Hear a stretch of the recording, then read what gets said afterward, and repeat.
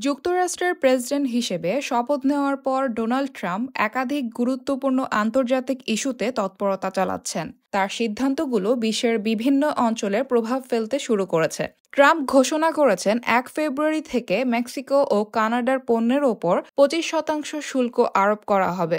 এর ফলে মার্কিন ডলারের দাম বৃদ্ধি পেয়েছে এবং আন্তর্জাতিক শেয়ার বাজারে প্রভাব পড়েছে।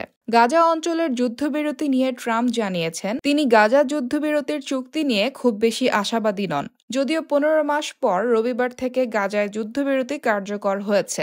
রাশিয়ার বিরুদ্ধে ট্রাম্পের একমাত্র লক্ষ্য হল ইউক্রেন যুদ্ধ বন্ধ করা। প্রেসিডেন্ট হিসেবে শপথ নেওয়ার পর তিনি জানিয়ে দেন রাশিয়ার প্রেসিডেন্ট ভ্লাদিমির পুতিনকে ফোন করে যুদ্ধ থামানোর আহ্বান জানাবেন। এছাড়া তিনি ইউক্রেনের প্রেসিডেন্ট ভলোদিমির জেলেনস্কিকেও এ প্রসঙ্গে যোগাযোগ করবেন। ট্রাম্প দাবি করেছেন শান্তি চুক্তির মাধ্যমে তিনি এই যুদ্ধ দ্রুত বন্ধ করতে পারবেন।